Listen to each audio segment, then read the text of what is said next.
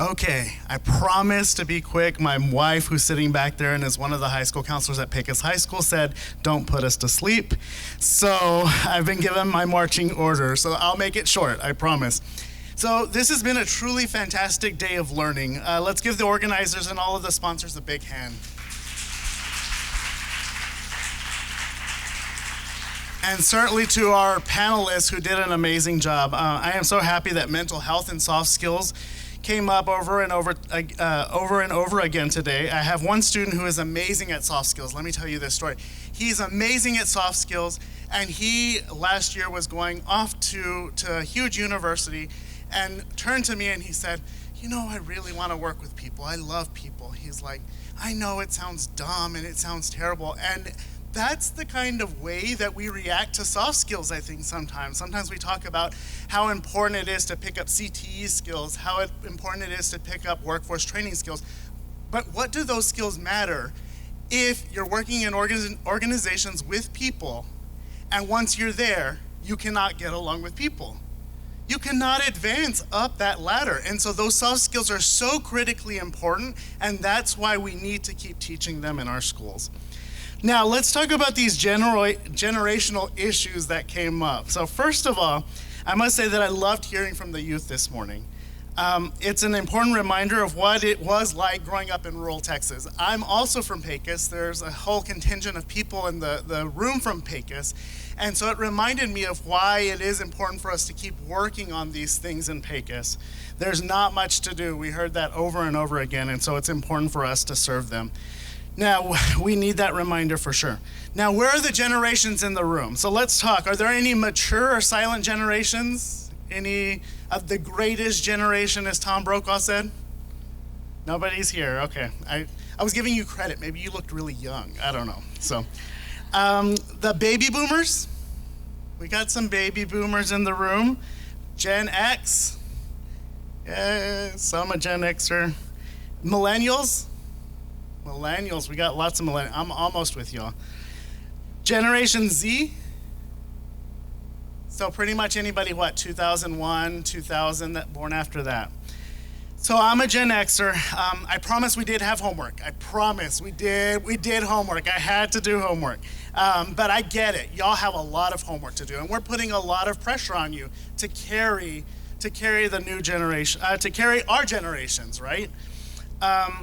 So the good thing for Generation Z is that I was at a workshop dealing with HR. The complaints you hear now, that you're lazy, that you're no good, are the same complaints that the baby boomers heard from the greatest generation back in the 50s. I was at an HR conference and they said the same exact things about the baby boomers.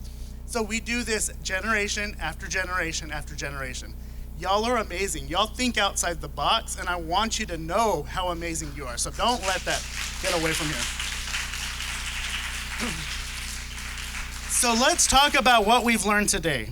First, poverty rates are higher in rural areas.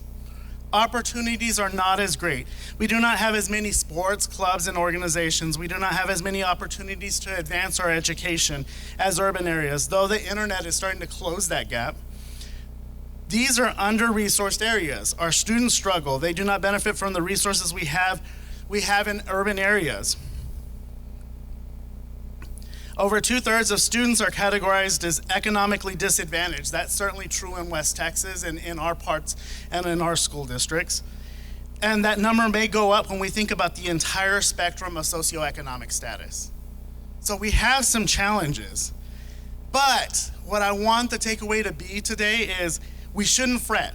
First, I do believe that we can overcome these challenges. Our job is to take full advantages of the resources that we have available. For the past several years, I have conducted alumni interviews for my alma mater. So everybody that applies to my alma mater has to go through an interview. It's very intense, lots of pressure. These kids want to get in so badly. And I look for someone who's taking full advantage of everything that they have in their area. So it doesn't matter that your school doesn't have that robotics team.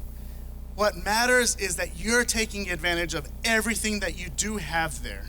Remember that. So, and second, I want you to know this, that Your perspective is wanted and needed. Diversity of all types is incredibly important. At all these schools, at all these top schools, we have those that are represented in the urban area. But we want your voice too. We need your voice too. Because right there at those universities, they want to hear from you and from kids like you. Because when an organization is more diverse, the best ideas come forward. They are all put on the table. Diversity is important. We need your rural voices there. Okay, so I am born and raised in Pecos. I struggled with the same problems you did. Pecos really had nothing to do back in the 1990s. People did not have much. We still felt fortunate. So we were in a bust for decades.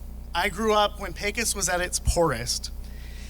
Yet, a lot of the things that were discussed today are the things that I felt. We had a support system. I felt like my parents did not have much financially, but we were rich in love and gratitude and education and ambition. We supported and support each other as a community. And those are the things that now we as the adults in the room have to build for our youth and make sure that they're in our communities. Now let's talk about the benefits of learning in a rural area. We have to be a little more proactive. The way I say a little scrappier, I'm pretty scrappy. I want to win. And sometimes that means I have to try a little harder because I still live in a rural area. I still live in Pecos. That means I have to try a little harder to be successful because the opportunities may not be available in Pecos. That's what that means for us. But that gives us the ability to become leaders. It really does. We have so many opportunities to lead. You mentioned that our towns are not as clean. You mentioned that you could hold more festivals. Well, there's your opportunity to lead. Bring that to your town. You youth, that's your charge. Go into your communities and start these things for yourself. I love that you're starting businesses. You saw an opportunity and you stepped right in and took it. That's what we have to do, is we have to find our niche, we have to find that opportunity, we have to find that weakness, and then we have to go after it and create an opportunity from that weakness. Now, those in the room are especially in an area where they are pushed to be entrepreneurial. That's the beauty of the map that we saw up here, is Texas is doing well. Louisiana in parts is doing well too. We have oil, we have other things going on for us. And so there is quite a bit of upward mobility for us in our counties. Reeves County was one of the counties where upward mobility was real. That means that you can take your entrepreneurial spirit and succeed right there in your town. So it's now your time to lead and to find those opportunities. Now, LEAPS has done great work in our communities. The program is giving our students opportunities to learn more about themselves, to receive the services they need, and even to have something to do.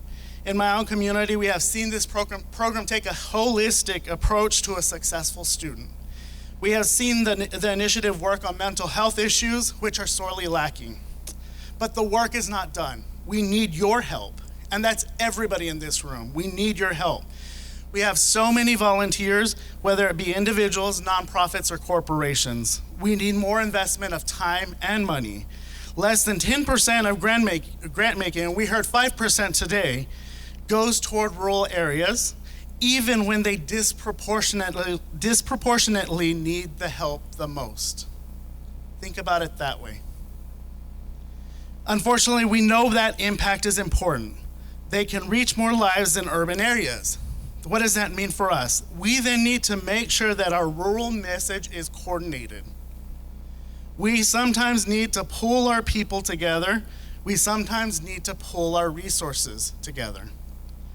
Now, one of the great things about my work at Odessa College is that we really are concerned about everything happening in our service area. We are constantly thinking about how we bring educational opportunities to students in our service area.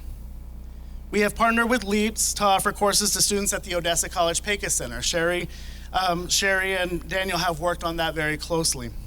The reason I bring this up is because everyone in the room needs to coordinate their efforts to serve the rural areas. We do not have to do this work alone. We need to think regionally. We are all working on the same issues. We need to work together to solve problems. And if you look at workforce development board regions, the Permian Basin, for example, is the lowest, if not, one of the lowest, if not the lowest, in terms of bachelor degree attainment. We have lots of work to do. And in Texas, we've started the 60 by 30 initiative, which is to try and get training or education to all citizens in Texas, so 60% having some kind of credential by 2030.